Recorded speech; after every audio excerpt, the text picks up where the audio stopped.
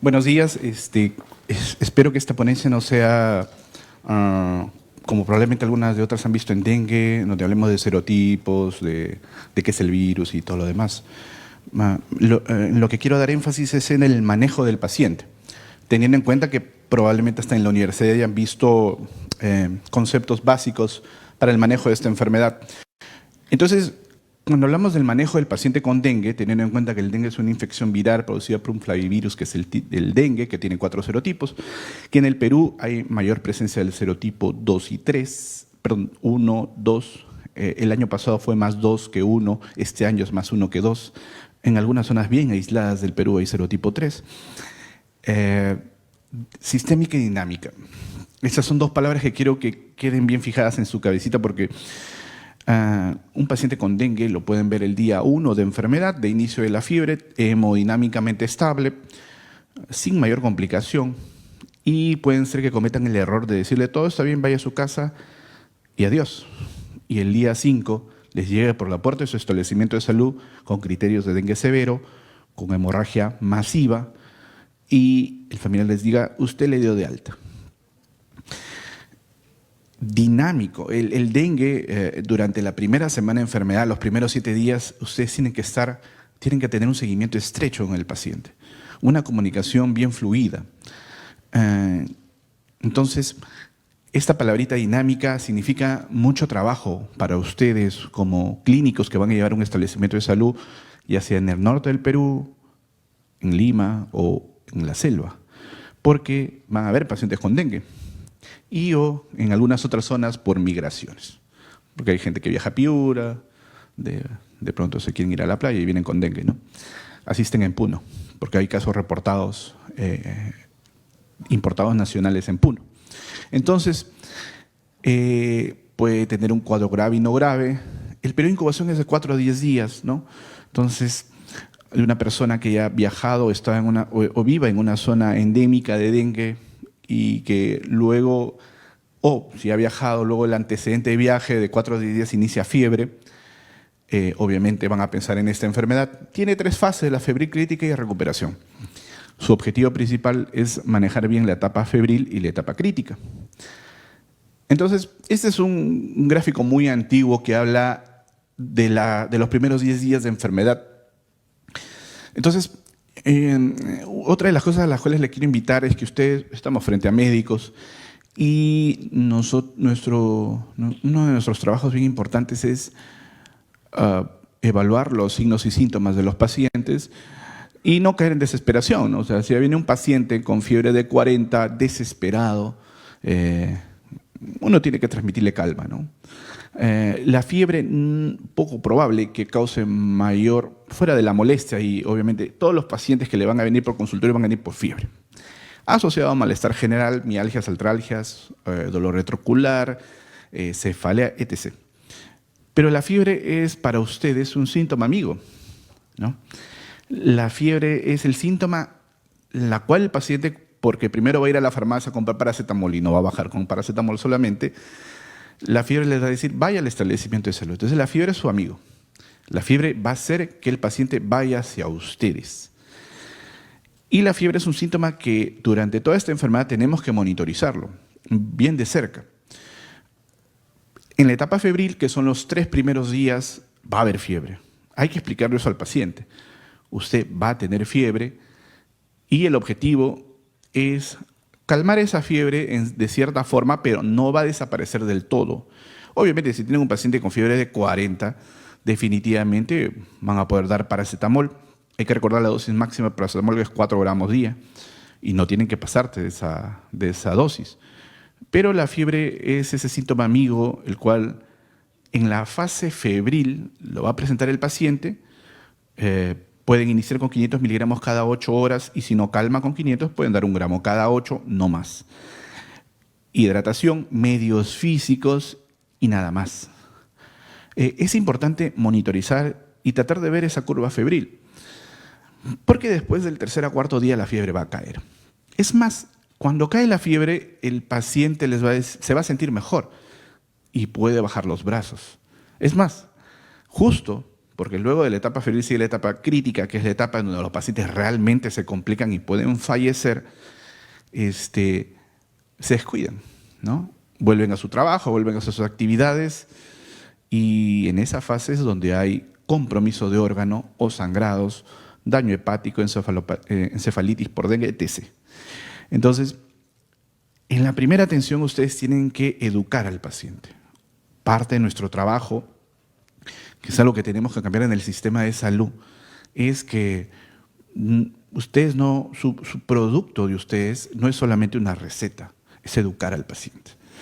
Y lo van a educar con respecto al dengue, le van a hablar de la etapa febril y de la etapa crítica. Eso va a hacer que el paciente vea necesario que los 7 primeros días de enfermedad recurra a ustedes frente a algún signo de alarma, que luego vamos a hablar cuáles son. Pero es importante educar al paciente, porque si el paciente no sigue controles estrictos a través de consultorio externo, pues se puede complicar y obviamente va a hacer cosas que no debería ser, como ir a la farmacia y que le den corticoides, AINES y otros medicamentos que no están indicados en dengue. ¿Ok? Entonces, la fiebre. Respeten a la fiebre, agradezcanle su presencia, pero ven que en la etapa crítica la fiebre ya cae. Un pequeño porcentaje de pacientes puede hacer una febrícula entre el día 5 y 6, pero realmente la fiebre ya no debería estar en días posteriores, en la etapa crítica. Si ven fiebre persistente en la etapa crítica, que su sensor se active y diga, ok, un 10% de pacientes con dengue o menos puede tener una coinfección, leptospirosis, malaria, si están en la selva, yo he visto un montón de dengue con malaria, y si están en el norte por lluvias o inundaciones, puede haber leptospirosis, en Tumbes, Piura. Entonces, es por eso que en la etapa crítica ustedes ya no deben dar paracetamol horario. No deben dar paracetamol horario. Una, porque en esta etapa no va a haber, la fiebre no va a ser característica. Segundo, porque en esta etapa cuando hay daño de órgano y puede haber compromiso hepático, si ustedes siguen dando paracetamol horario, van a hacer que el hígado trabaje más y pueden estimular mayor daño hepático. Y tercero, porque la fiebre les va a decir, acá hay una coinfección, mírame, estúdiame.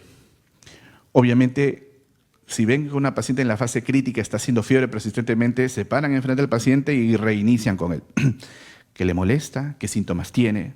¿No? Nunca se queden con la foto de hace 3 días, ¿no? La evolución del paciente es importante. Si la paciente tiene síntomas urinarios que han iniciado el día de hoy, ardor, dolor lumbar, ha hecho fiebre, examen de orina positivo, es una infección urinaria y tratan la infección urinaria del paciente hospitalizado, en caso de estar hospitalizado.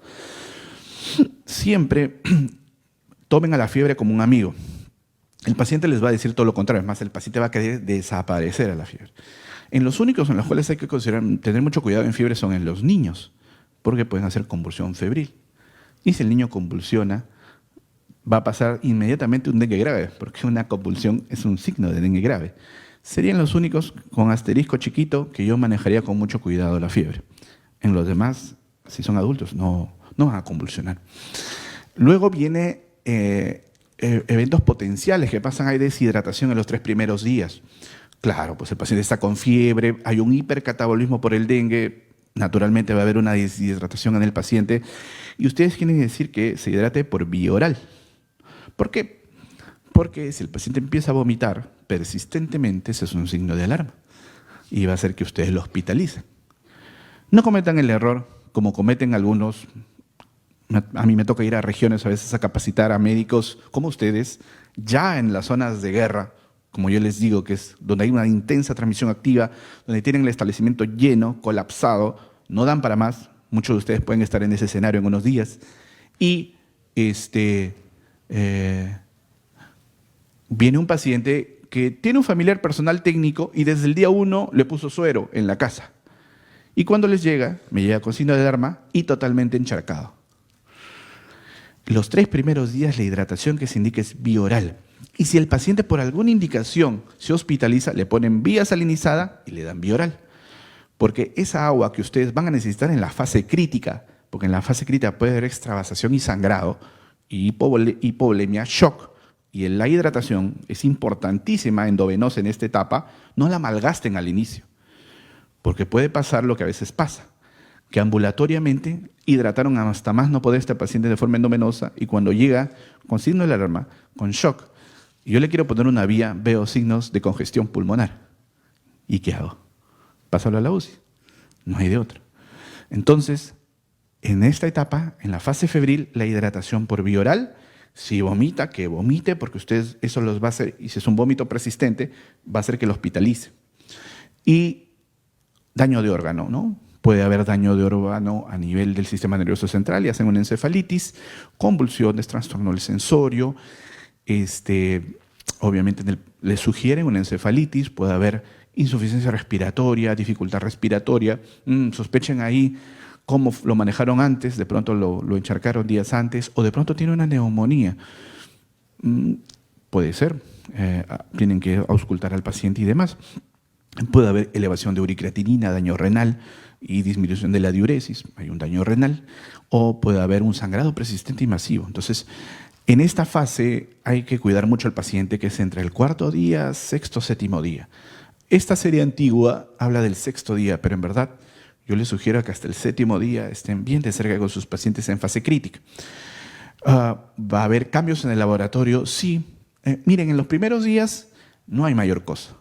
No, si tienen pocas balas y pocos hemogramas en su establecimiento, ¿para qué lo van a malgastar en los primeros días? En el día tercero o cuarto pidan un hemograma.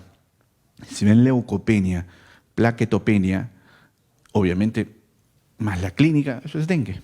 En verdad el diagnóstico es criterio clínico de dengue. Eso hace que el paciente ya lo cataloguen como tal. Pero si tienen hemogramas y no son muchos en su establecimiento, pidan en la fase crítica, no pidan en la fase febril. Y las pruebas diagnósticas, en caso de tenerlas, hay que recomendar ahí, la OMS recomienda en la guía de práctica clínica de dengue que el 100% de pacientes hospitalizados debería tener una prueba diagnóstica confirmatoria y los demás solamente un 10% en la comunidad, aquellos que no tengan signos de alarma, aquellos que no se hospitalicen, solamente un muestreo del 10%. Y en zonas en donde recién se están presentando casos y antes no había dengue, ahí sí hay que identificar bien al virus, hay que hacer las pruebas. Realmente ustedes, después de hacer el internado, si alguno de ustedes ha estado frente a un dengue antes, usted sabe que ese paciente tiene dengue. Y ahí es importante, sobre todo si se hospitaliza, porque son los pacientes que pueden fallecer, son los que se hospitalizan, obviamente bien hospitalizados, con criterios bien definidos. A ellos amerita sacarles una prueba y confirmar la enfermedad. Luego van a tener, y las pruebas que se utilizan, NS1 es un antígeno, como la prueba antigénica de COVID, desde el día 1 al 5 dice nuestra norma técnica, desde el día 1 a 7 dice la recomendación de la OMS, porque es una prueba antigénica. Está desde el día 1 de síntomas, que el día 1 de síntomas es el día de inicio de fiebre. Ese es su ancla de ustedes. Pueden utilizar el NS1, también hay pruebas rápidas de NS1. PCR también es una prueba molecular, demora obviamente por el laboratorio referencial a la región donde lleguen, entre 1 a 2 días, hasta un poco más, dependiendo de la zona donde lleguen, que lamentablemente a veces por transporte incluso es lo que más demora, pero también el PCR es una herramienta. Lo bueno del PCR es que luego nos va a poder graficar un mapa que les voy a mostrar al final de los serotipos en el Perú, porque los PCRs se pueden serotipificar y saber qué está circulando en esa jurisdicción. En la fase de recuperación el cuerpo pues ya está pasando todo, puede iniciar esa fase con un rash, ¿no? Es un rash que no forma abones, no es una alergia, no hay abones que se forman y el paciente refiera, sino es un rash que confluye en algunas zonas del cuerpo. Hay petequias que acompañan a veces al rash o no, a veces no acompañan, pero luego vamos a ver algunas fotos de ese tipo de rash que no es como una alergia. Y el paciente refiere que le arde y le pica, pero más le arde. Entonces ahí tienen antihistamínicos para apoyar en esa fase. Y en la etapa de recuperación bajen la hidratación endovenosa si el paciente estuvo hospitalizado y dan sintomáticos como antihistamínicos para el rash. Y todo debió haber pasado.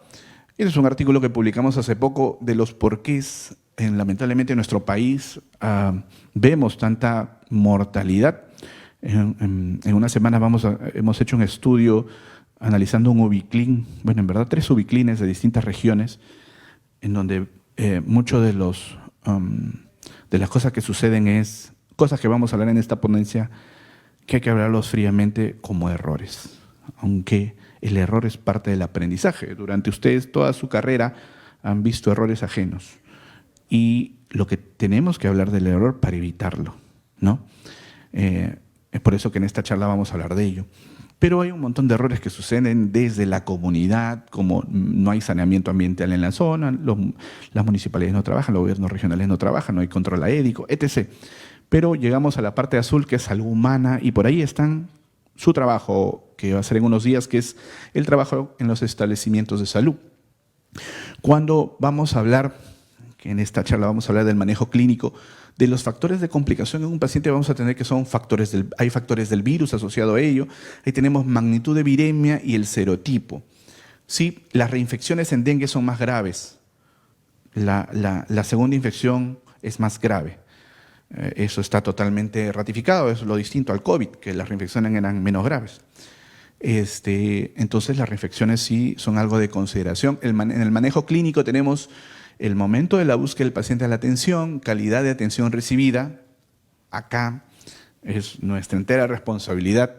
Factores de riesgo del huésped, edad, sexo, comorbilidades, diabetes, gestación, estado nutricional y genética del paciente y factores de inmunidad, ¿no? Infección previa y otras cosas que tienen que ver mucho con el virus.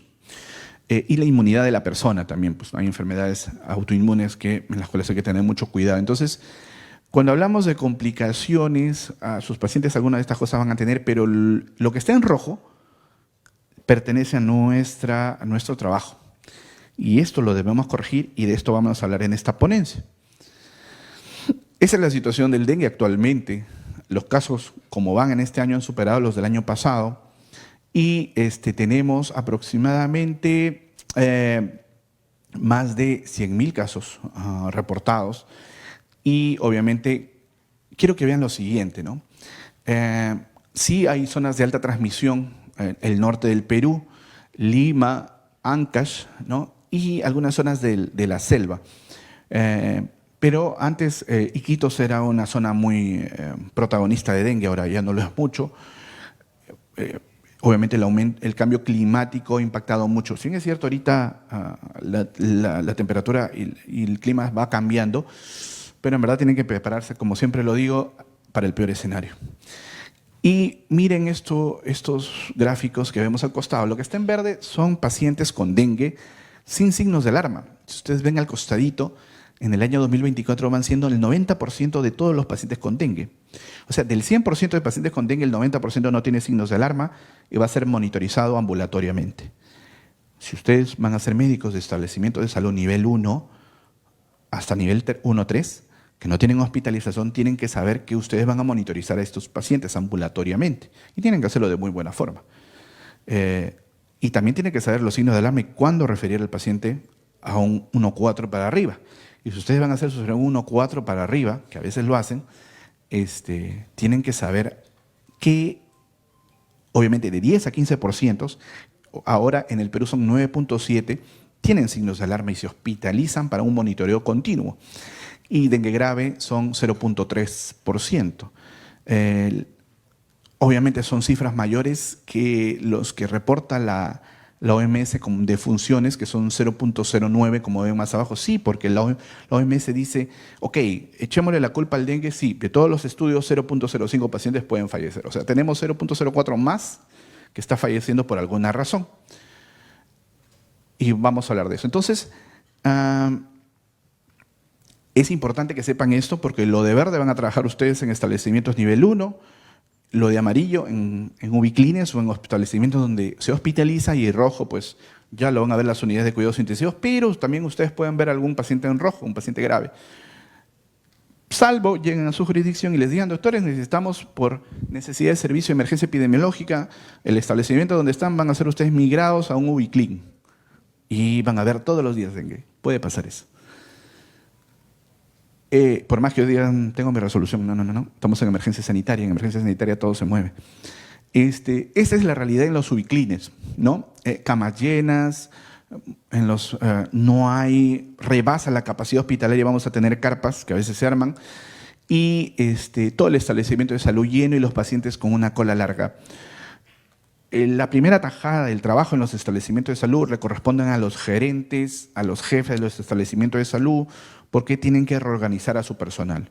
Ustedes, si llegan y no se dan abasto, informen a través de documento, no a través de boca, manden documento que se necesita más personal. Y ese no es su trabajo. Su trabajo va a ser netamente asistencial, salvo que ustedes lleguen y sean los jefes del establecimiento de salud. Ahí sí es su responsabilidad. Pero tiene que haber una reorganización de los establecimientos. Muchas veces quien habla va a muchas zonas del Perú y llego y es como que encuentro a dos médicos jóvenes como ustedes en este lado que es el Ubiclin, en una guerra tremenda. Una cola de 20 a 30 pacientes, no paran, ni han almorzado, y me meto a ayudarles. Mientras el otro lado del establecimiento de salud, con ellos no pasa nada, están contando chistes, están viendo el celular. Obviamente, quien habla como supervisor y como apoyo a estos médicos que llevo a muchas zonas de alta transmisión, luego de un poco descargar la cantidad de pacientes, porque siempre están primero los pacientes, empiezo a hacer informes del otro personal y a hacer llamados de atención con documento. Pero ustedes pueden generar documentos si es que ven que eso está sucediendo en su establecimiento de salud, y eso es responsabilidad del gerente o del jefe del establecimiento de salud que tiene que prever este escenario. Pero mi objetivo, muy aparte de hablar de esto, que también es importante, pero es que ustedes maduren su ojo clínico cuando están en este escenario. Porque en estos momentos ustedes quiero que se imaginen que están a cargo de 20 pacientes hospitalizados con dengue y una cola de un consultorio lleno y una cola de 30 pacientes en espera, y puede ser que sean ustedes nada más. Obviamente hay una epidemia, hay un colapsamiento de los servicios, pero ustedes ya están ahí y quiero que entrenen su ojo. Y esto es lo que les decía con respecto a los porcentajes. Paciente con dengue, el criterio es clínico, fiebre acompañada de estos síntomas, náuseas, exantema, dolor de cabeza, mialgias, artralgia. Si no hay foco infeccioso, si no hay síntomas urinarios para pensar en una itis, si no hay diarrea o síntomas gastrointestinales para pensar en una jeca, si no hay un foco dérmico para pensar en una celulitis, si tiene fiebre, o sea, una fiebre sin foco y con malestar general y los síntomas que acá es dengue. No le den más vuelta al asunto, es dengue. Sobre todo si está en una zona de alta transmisión. Y en sus vecinos, sus familiares también han tenido dengue hace poco. Y catalogan como tal. Hay un punto aparte en pacientes con dengue sin signo de alarma, que son estos pacientes de acá abajo de amarillo. Menor de 1 año, menor de 65 años, gestante, obesidad mórbida y una serie de factores de riesgo. Esto, a pesar de que el paciente no tenga dengue con signos de alarma, va a hacer que lo hospitalicen. Hospitalicen a un paciente del grupo B1. Vamos a ver un porqué en unos minutos. Ya la norma técnica dice ello. Hospitalicen a un paciente del B1 y ustedes van a decir, ¿pero por qué, doctor? Bueno, si es un paciente que se dializa 3 veces a la semana y tiene dengue, ¿cuánta agua le van a meter? Lo tienen que hospitalizar. Ese paciente probablemente va a tener diálisis continua más hidratación si hace un dengue con signos de alarma o un dengue grave. Tienen una bomba de tiempo y refieran si están en un establecimiento que no tiene capacidad hospitalaria. Inmediatamente, el día 1 que llegue ese paciente renal, no vayan a ponerle una velita a decir que no se complique, no, se va a complicar. Refiéranlo. Si tienen una gestante, lo mismo. Entonces, y tenemos los signos de alarma: dolor abdominal intenso, sostenido y continuo, persistente, vómitos persistentes, acumulación de líquidos, clínicamente ustedes ven crépitos vivasales. Les llega el chisme que todavía el técnico, el familiar técnico en enfermería dice, doctor, por si acaso yo lo he hidratado bien en los primeros días. Y le escuchan, hay crépitos vivasales, está congestionado. Obviamente es un signo de alarma, hospitalícenlo. Si hay sangrado de mucosas, letargo, sangrado de mucosas, ginecorragia, pregunten por la fecha de menstruación, si no coincide, hospitalicen. Gingivorragia, epistaxis, etc. Hipotensión postural o lipotimia, hepatomegalia, el examen físico y aumento progresivo del hematocrito. Bueno, esto realmente, si no tienen laboratorio, tienen los otros signos de alarma que son mayormente clínicos, que van a decidir su hospitalización, y esos pacientes se hospitalizan en Ubiclin. Y los dengue grave, Cuando estén frente a un dengue grave, porque les puede llegar un paciente con dengue grave que se ha tratado en la farmacia, que pidió retiro voluntario hace unos días en el hospital, lo tienen que referir urgentemente. Es una emergencia. Y métanlo al paciente en la ambulancia con una vía permeable, hidratando bien ustedes durante todo el camino con su personal de enfermería, con insumos para reanimación durante el camino, y en la ambulancia llamen al personal de referencia diciéndole: voy a transportar a un paciente con criterios de dengue grave por ley de emergencia. A mí me ha tocado el año pasado estar en Ubiclines, en donde yo he llamado, pero me presentaba como médico. Y el personal de referencia me decía: doctor, no tengo camas, no lo puedo aceptar a su paciente. No me debería presentar en este escenario, pero lo que decía era: disculpe, doctor, voy a referirlo por ley de emergencia, este paciente se va a morir acá si se queda. Mi DNI es tal, mi CMP es tal, me gustaría que me dé su nombre y su DNI para que quede grabado que usted me está rechazando la referencia, pero yo llevo en media hora a su establecimiento. Este paciente se muere acá. Y ahí mismo: no, doctor, tráigalo, acá vemos. Entonces, nunca, si el paciente tiene criterios de gravedad, ustedes lo deben manejar en su establecimiento de salud. Por más que ustedes quieran tener todo el empeño, ese paciente va a fallecer, necesita una unidad de cuidados intensivos y necesita una referencia inmediata. Los de rojo se hospitalizan. El triaje correcto. Una de las cosas primeros que llegan y van a estar en una zona endémica de dengue es jalar a su personal técnico, a su personal de enfermería y preguntarles. Una cosa que yo hice cuando llegué a Misterún por primera vez fue decirle a mi personal: vamos a hablar de presión arterial. Quiero que me tomen la presión arterial. Y los hice que cada uno me tome la presión arterial y vi grasos errores. Obviamente mi objetivo no fue enrostrarles sus errores, sino fue educarlos. Y los eduqué. Y les enseñé cómo se toma la presión arterial bien.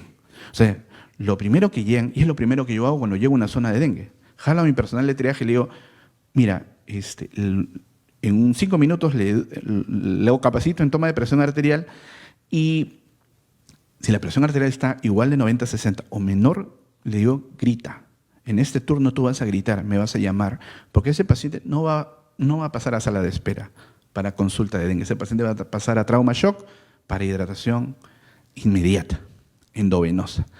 Entonces, si ustedes, su punto de inicio, porque su objetivo de ustedes en su establecimiento de salud es que desde el día 1 que un paciente pisa o el minuto 1 que un paciente pisa su establecimiento, no debe suceder el error. Puede suceder en las colas de sala de espera que hemos visto, cuando no toman la presión arterial. Y ahí vienen las denuncias: se murió el paciente en la sala de espera y estaba esperando consulta. No, desde el minuto 1 en su establecimiento de salud capaciten a su personal de triaje y que tome la presión ni bien llegue el paciente.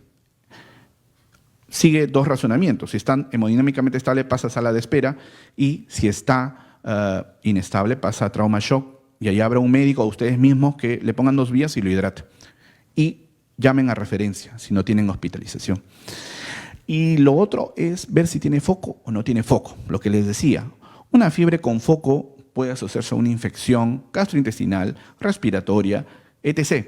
He tenido la oportunidad de llegar a Ubiclines y de pronto veía una cola tremenda, ¿no? Entonces, cuando empezaba a atender a los pacientes: doctor, tengo amigdalitis, tengo odinofagia, rinorrea, es una amigdalitis, una infección, una faringoamigdalitis. Y le digo: ¿usted qué hace acá? No, doctor, acá me han pasado porque soy febril. No. Su personal de triaje tiene que saber que al menos, si no tiene foco, va a pasar al consultorio de febriles. Y si tiene foco, va a pasar al consultorio de medicina interna si están en un establecimiento que tiene más médicos. Es importante que esto evalúen. Ok, tienen este escenario, sala de espera, y más afuera de la sala de espera, más gente esperando. Lo que quiero que entiendan, todos los pacientes que están sentados tienen dengue. Y lo que quiero, o están esperando atención. Esa es una foto de un Ubiclín de Chiclayo que estuve el año pasado.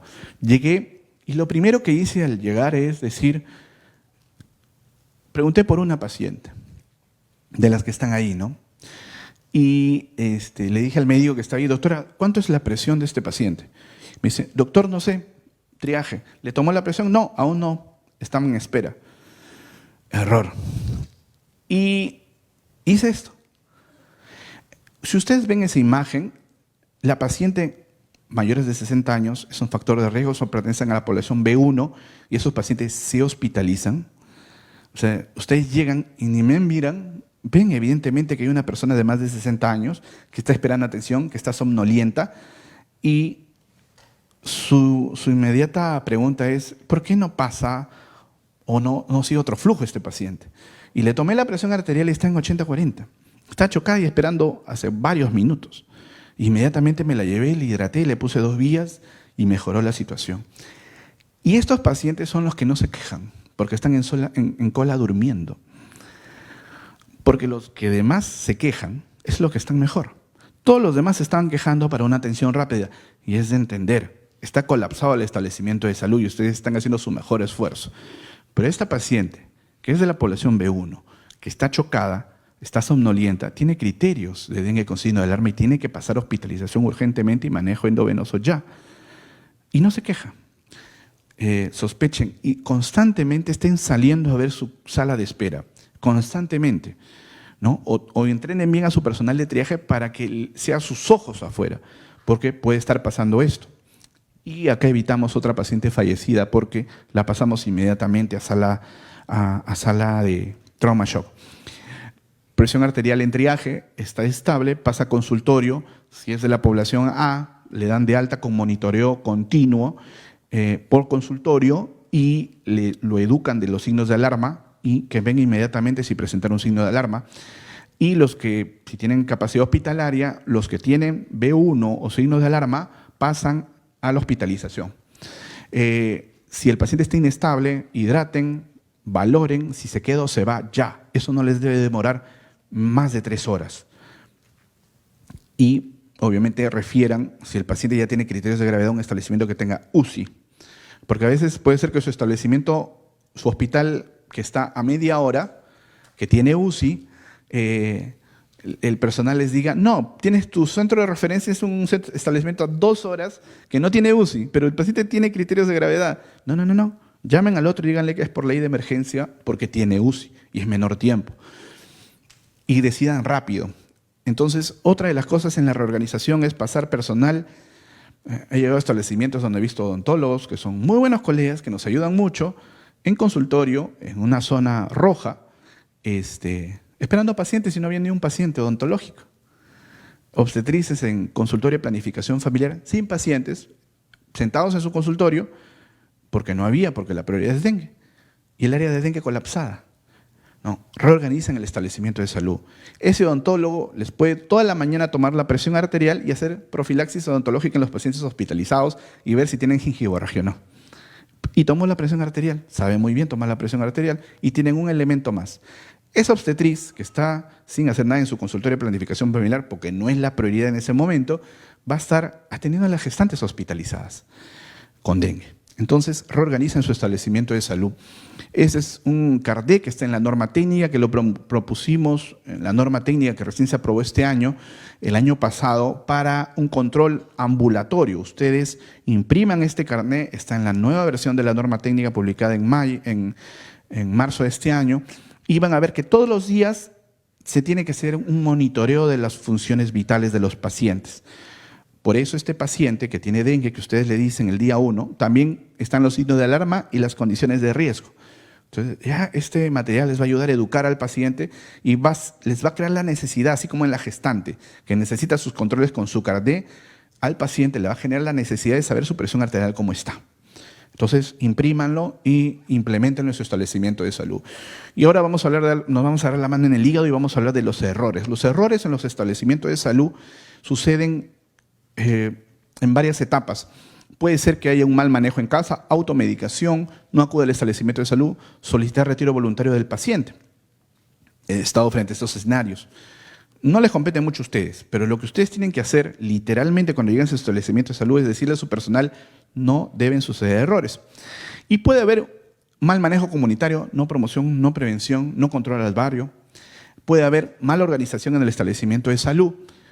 Epidemiología, emergencia, ubiclin, laboratorio, farmacia no está preparado para un brote de dengue, no capacidad gerencial, incorrecta distribución del trabajo, mal manejo en establecimiento de salud, no define el tipo de dengue, no hay manejo integral, no hay monitoreo, mal monitoreo, errores y demoras de referencia, no referir, no valora coinfecciones, incorrecta distribución del trabajo en establecimiento y sobrehidratación. Eso tienen que verlo porque no debe suceder en su establecimiento de salud, pero a los que he llegado a veces sucede. Ok, vamos a ahora sí entrar un poco más en el escenario de manejo, y todo en dengue es una balanza. Ni más ni menos, solamente lo necesario. Y van a tener la fase en verde febril de 3 a 4 días, la fase crítica en rojo y la fase de recuperación en amarillo en 7. Y una frase que siempre les digo a los médicos que ya los veo, que los veo cuando llego a un establecimiento de salud que están realmente colapsados es: por la puerta de su establecimiento se tienen que imaginar al peor paciente con dengue que haya venido antes y tienen que pensarlo y saber qué van a hacer. Estén mentalmente preparados para el peor escenario siempre. En salud tenemos que estar preparados. Doctor, le quedan 10 minutos. Caray. La presión ya hemos hablado. Toma de decisiones, su RP. Fecha, día de enfermedad, día de hospitalización, tiene que estar ahí para saber en qué fase está. Monitoreo cada hora de presión arterial. Eduquen a su personal técnico, su personal de enfermería. Tiene que cumplir esto en un paciente hospitalizado. Vamos a hablar de pacientes hospitalizados. Control de funciones vitales. Balance hídrico. No se les tiene que... Si no ponen esto, el paciente se les va a encharcar hospitalizado. Dieta blanda, si es diabético, control de glicemia cada 6 horas, y si es gestante, control obstétrico permanente. Esas son las cositas que uno pone en el RP arribita, pues, ¿no? Monitoreo horario, esta es una hoja de monitoreo que está en la norma técnica, imprímanla y póngale el tablero al pie de la cama del paciente, como en este Ubiclin de Lambayeque que pusimos. Manejo de líquidos. Vamos a hablar del manejo de líquidos. Paciente con categoría B1, que eran los que tienen signo de alarma, que se hospitalizaba. Hidratación bioral, vía salinizada, no sobrehidratar y control monitoreo horario. Vamos a ver casos clínicos rápidamente. 42 años, diabetes mellitus de 5 años, tiene en amarillo lo positivo. Vómitos persistentes, 2 días de enfermedad. Vómitos persistentes, mal estado general, somnoliento, mucosas orales secas y lo demás es normal. ¿Qué pido en estos son casos de la vida real? Una glicemia, 533. Pregunta siguiente, cetoacidosis diabética. Y tiene cetoacidosis diabética. El paciente tiene cetoacidosis diabética, es un paciente con diabetes con dengue, y tiene dengue en fase febril, porque recién inició la fiebre, está en 2 días, pero los síntomas que son le atribuí a la cetoacidosis diabética, no al dengue. Si yo a este paciente se le manejó la cetoacidosis, a las 12 horas salió de cetoacidosis, le doy de alta, voy a cometer un gran error, porque este paciente ya se hospitalizó por cetoacidosis y no lo dejen salir, por más que hayan corregido la cetoacidosis. Nunca se da de alta a un paciente con dengue en fase aguda, los 7 primeros días de enfermedad, porque este paciente al 4.º día de enfermedad, en lo dinámico que es el dengue, hizo 12.000 de plaquetas y hizo epistaxis. Y manejamos ya la fase aguda de dengue y hidratamos, reiniciamos la hidratación y los diagnósticos cambiaron. El paciente era un paciente con con dengue, con signos de alarma y una diabetes mellitus controlada. Dinámico. Si este paciente no lo hospitalizaron, obviamente hubiera fallecido. O le daban de alta prematuramente. Vamos a hablar de líquidos en la fase crítica, endovenosos, según la presión arterial de ingreso, y cloruro de sodio va a ser su herramienta más frecuente. Es una paciente del BRAEM. Cuando fui, 22 años, 8:30 de la mañana ingresa, por consultorio referido en establecimiento de salud, gestante 12 semanas, 4.º día, vómitos, dolor abdominal, presión 96/60, somnolienta, mucosas orales.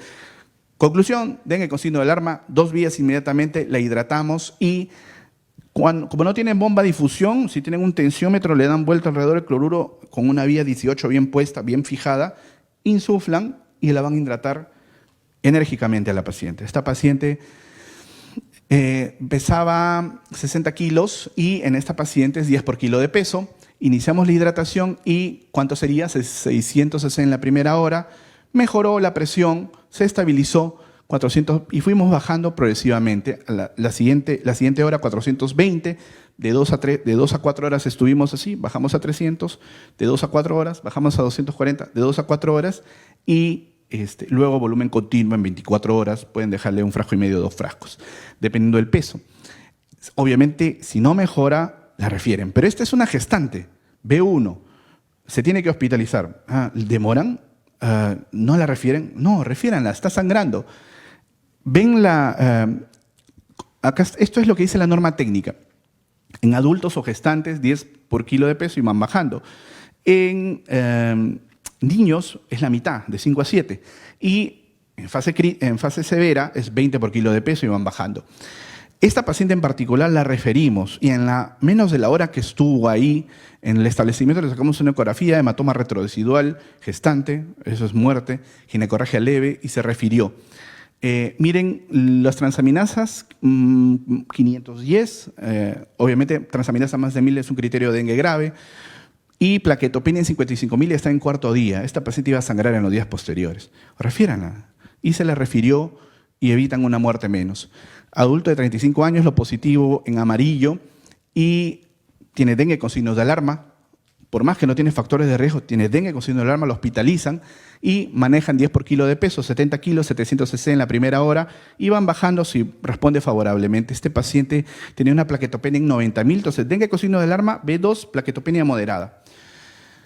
Y empiezan a manejar e hidratar y van bajando. Si el paciente va respondiendo bien, si no, lo refieren urgentemente. Este paciente en el día sexto hizo dolor abdominal. Este era el paciente que les digo que había sido hidratado en casa por su familiar técnico. Ecografía, colecistitis edematosa litiásica, líquido libre en cavidad abdominal. Gracias, familiar, realmente lo encharcaste. Menos mal que llegó a sus manos y lo hidrataron bien, lo manejaron bien y obviamente los líquidos no fueron ni más ni menos. Y los diagnósticos cambiaron en el paciente. Vamos a hablar ahorita de dengue grave. Esto es importante porque les pido unos minutos. Mujer de 34 años, lúpica sin tratamiento, cuarto día, una paciente Chiclayo, vómitos persistentes, epistaxis, malestar general, presión de 70-40, mal estado general, llenado capilar en 6 segundos. Esta paciente llevo al Ubiclin, la veo vomitando, pregunto por su presión, inmediatamente le tomo, chocada, y había estado unos minutos esperando. La pasé a trauma shock, 2 vías inmediatamente, hidratación enérgica, a la media hora, porque en un dengue grave, 15 minutos a media hora se vuelve a tomar la presión arterial. Le tomo la presión arterial, estaba en 80-50. Sigue estando chocada. A los 15 minutos. Inmediatamente la ambulancia a preparar. Y se le sacó hemoglobina y tenía 2.8. Es una anemia severa. Una lúpica sin tratamiento. Veto a saber por qué fue la anemia. Tenía epistaxis, puede ser por el dengue. Y esto es una referencia de emergencia. Y esta es la que llamé y me querían negar la referencia y la referí sí o sí. Fue un médico como ustedes en la referencia con mucho miedo, le di tranquilidad, ya sabía manejar endovenosamente, hizo una muy buena referencia. La vi a la paciente en la tarde, ya le habían pasado 2 unidades en trauma shock en el Hospital Regional de Lambayeque y es una paciente más viva. Y la hidratación es 20 cc por kilo de peso, si pesa 60, 1200 en la primera media hora. Y evitan otra muerte. Entonces, cosas importantes para terminar, monitoreo cada hora.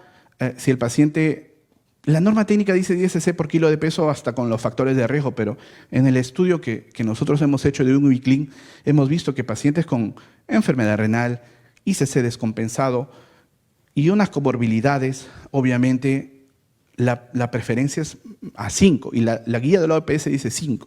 Esa es una recomendación que estamos haciendo en la norma técnica para que en consideraciones especiales baje a 5 en los pacientes con factores de riesgo. No den paracetamol horario en pacientes en fase crítica porque enmascaran coinfecciones, yo he visto muchas coinfecciones, y dimegrinato PRN a vómitos, no lo den horario.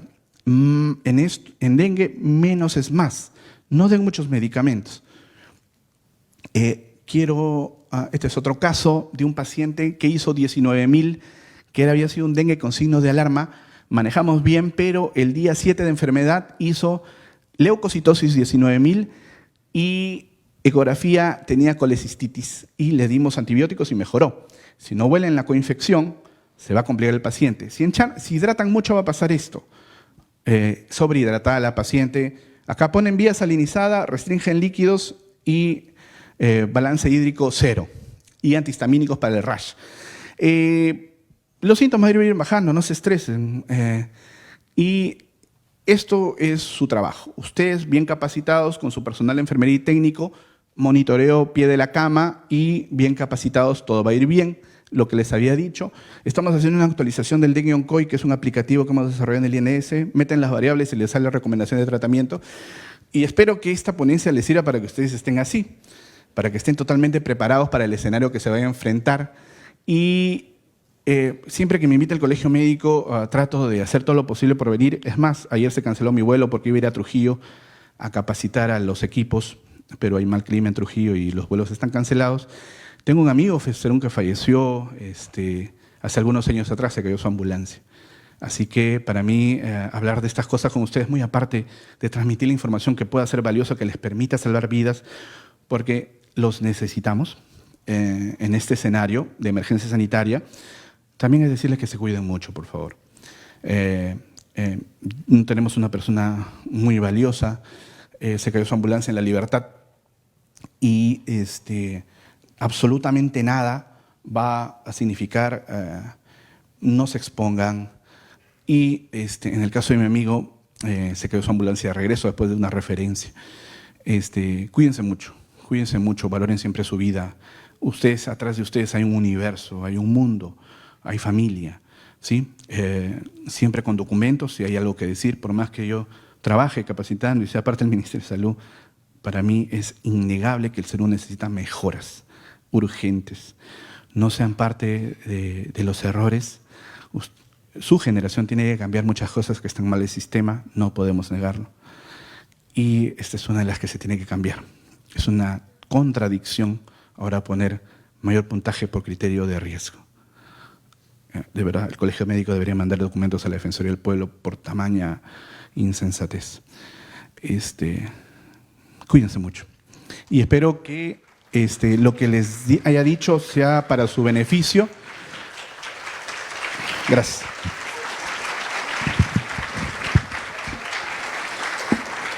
Muchísimas gracias, doctor Luis Pampa. Por favor, lo invito al centro del estrado para poderle hacer entrega de su certificado de participación.